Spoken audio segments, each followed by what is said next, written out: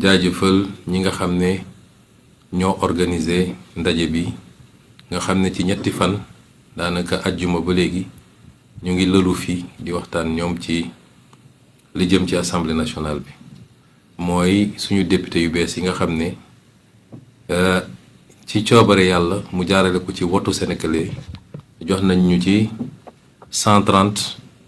sur 165 muy la am solo ñuy dellu di gërëm askanu Sénégal waaye dinaa ci dellu siwaat ndax dama doon xaar ba conseil constitutionnel génne résultat yi ma doog a def point de presse pour jaajëfal réew mi waaye surtout waxtaan ak ñoom ci li ñuy dëgmal ak fi ñu jëm waaye jàppoon nañ ni balaa sax ñuy dugg ci élection yi laa ne ay bu ñu duggee ci élection yi balaa sax résultat yi di génn la ñu jot a xayma ci li ñu war a am ci député il faut ñu yóbbu leen ñu dem ñu waxtaane li nga xam ne mooy assemblée nationale ndax ñu ci bëri ci ñoom si 130 yi defe naa gën saa gudd une vingtaine ñoo nekkoon assemblée ñi ci des ñëpp député yu bees lañ donc baax na ñooñu ñu mun leen a tàggat ci nu mu gën a gaawee ba bu ñu ubbee assemblée rek ñoom dinañu xam déjà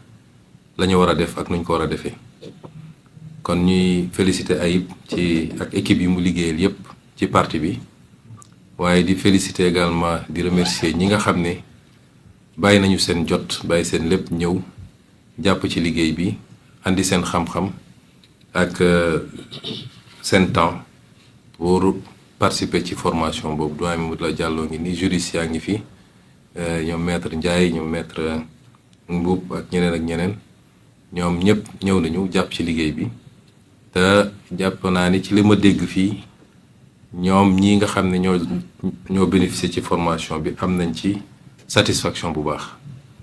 kon lii buñ ko defee nag li muy firndeel rek mooy wax Sénégalais ni assemblée nationale moom bu soobee yàlla bés ni ki tey dinañu xam lan mooy njëriñu assemblée nationale ci réew mi mooy conception biñ ci amoon ni assemblée nationale amul solo amul njëriñ dañ fee bu ay nit di leen fay xaalis di leen jox carburant te kenn xamul lan mooy seen utilité ci réew mi loolu moom bis ni ki tey jeex na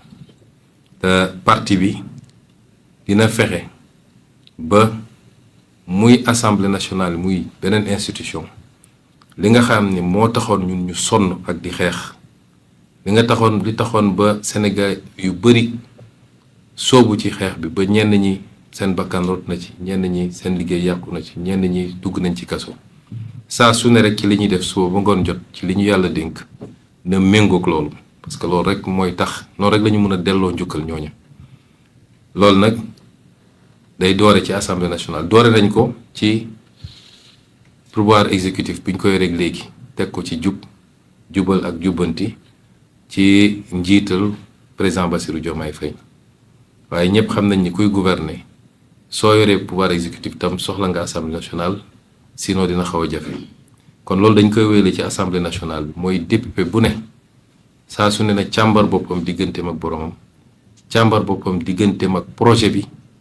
càmbar boppam digganteem ak sénégalais yi ba xool ndax lañ ko bëgg a def loo méngoo na ak liy yoon wala déet doo ko def parce que neex na Ousmane Sonko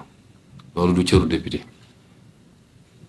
dinañu am nag dynamique de groupe waaye fii ak groupe bi mi ngi méngoog projet bi wasalaam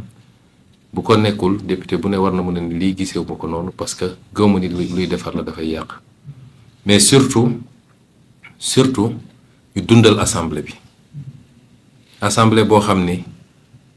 lay jóge ci loi jóge ci exécutif ñëw moo ëpp téeméeri junni yoon li nga xam ne mooy jóge ci député yi loolu firnde la yenn saa yi ni assemblée bi liggéeyut te assemblée bi it dafa war a dimbale nguur gi bu dee ñoo bokk parti politique assemblée dafa war a dimbale nguur gi mooy lépp loo xam ne cër bu ñu jox assemblée la mun a def ay questions écrites ay questions d'actualité pour leeral ay yenn mbir yi pour soññaat yenn kilifa yi muy ministre muy directeur général muy premier ministre loolu assemblée da ko war a def doon rôle boo xam ne rôle bu permanent la tekkiwul da nga bëgg a yoole ki nga bokkal parti waaye loolu moo tax ñu yóbbu la assemblée nationale te bu ko député yi defee dina wàññi njaqare bi citoyen bi mun a am parce que su citoyen bi amul information rek mën nañ ko fabriquer wala ñu jëlee ko feneen mais si l'Assemblée fonctionne correctement dina am benn contradiction interne buy permettre nit ñi am la bonne information li ñu bëgg ci transparence ñu am ko parce que transparence bu amee rek citoyen bi xelam dina dal te su xelam dalee ci nguur gi lu ko nguur gi laaj mu fekk ko si soo gisee yu bëri yu am suñu réew yi mooy citoyen bi dafa jàpp ni nit ñi dañ leen di nax ba falu bu ñu faloo ba pare tëj lépp mu def ki benn boîte ñoom xamuñu lu xew ñu naan leen milliards yi jaar na fi nit ñi lekk nañu lii nit ñi détourné nañu lii jaay nañu pétrole bi jaay nañu gaz bi mais tey assemblée nationale bu meloon ni mu war a mel coow bi ñu am ci pétrole ak gaz du fi am normalement te loolu yëpp ci seen rôle la kon bu ñu jàpp ni assemblée bi bokk na même coloration politique ak exécutif rek day ñëw nekk assemblée boo xam ne tàccu la fi nekkee ak nelaw ak yeewu sénégalais yi wóolu nañ leen pour yóbbu leen assemblée nekkal leen fi sénégalais yi balaa ngeen fi nekkal ma Samba ak ma Demba bu dee nag ñun ñëpp fexe nañu ka nekk exécutif ka nekk législatif ak ka nekk feneen bu ñu fexee ba ñoom ñëpp ñu nekkal fi sénégalais yi defe naa ànd bi day yomb rek et dinañu am résultat yi ñu bëgg kon ñu ngi leen di féliciter yéen ñëpp ci seen élection et remercier tous ceux qui ont contribué à l'organisation de ce séminaire. M. Aïb Dafé, le secrétaire général du parti, également élu, et toute l'équipe qui a travaillé avec lui. Je remercie également tous les participants, les formateurs, le doyen Mamadou Lamine Diallo, tous ceux qui ont animé des modules et qui ont permis aux élus, en tout cas, de bénéficier d'un premier jet de formation qu'ils semblent avoir tous beaucoup apprécié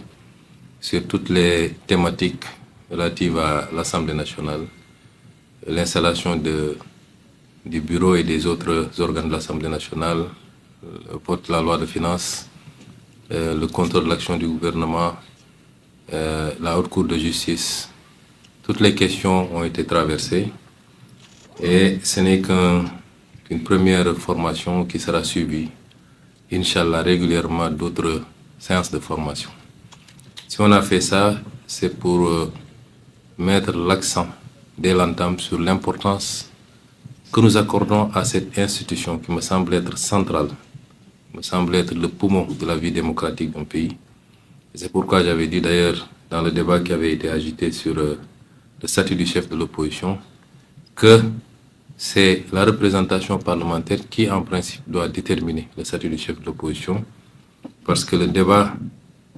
politique se tient de manière continue au-delà des élections à l'Assemblée nationale. Et nous considérons que l'Assemblée nationale doit enfin être rehaussée au niveau qui devait être le sien depuis très longtemps, indépendamment de l'identité, de la convergence des identités politiques des colorations politiques entre l'Assemblée nationale et l'exécutif. Le député est avant tout un député du peuple. Et même dans cette configuration-là, le député est là pour servir un projet, le projet que nous avons tous en commun et pour lequel nous sommes beaucoup battus. Et je pense que les députés ici présents comprennent très bien cet enjeu et sauront être fidèles à ce projet, indépendamment des enjeux, pouvoir être toujours au service du projet, c'est-à-dire être au service du peuple sénégalais. Cette assemblée doit réconcilier les Sénégalais avec l'organe parlementaire, qui est conçu comme un appendice simplement, un lieu d'applaudissement comme ils appellent ça. J'exhorte chacun et chacune de ces députés à ne jamais oublier pourquoi il a été envoyé à l'Assemblée par le peuple sénégalais et être au service évidemment de la nation. Donc, je n'avais pas envisagé de faire une sortie tout de suite. J'attendais la programmation des résultats définitifs par le Conseil constitutionnel pour m'adresser aux Sénégalais, pour les remercier d'abord de la confiance qu'ils ont accordée à la liste de Pastef, mais également pour dégager un certain nombre d'orientations à partir de maintenant où les vrais leviers de la gouvernance nous ont été confiés, dégager un certain nombre d'orientations sur les semaines et les mois à venir. Mais c'était important d'organiser cet atelier Et les échos que j'en ai, qui sont rapportés par l'ensemble des députés, mais également par ceux qui ont animé ces différentes sessions, nous rassurent qu'on a eu raison de le faire et que régulièrement le parti s'organisera pour pouvoir réitérer ce genre d'exercice pour que l'Assemblée nationale, comme on l'a dit, puisse se hisser à la hauteur qu'il faut, rattraper le gap qui peut-être fonde cette impression d'asymétrie par rapport à l'organe exécutif et qui l'empêche de pouvoir vraiment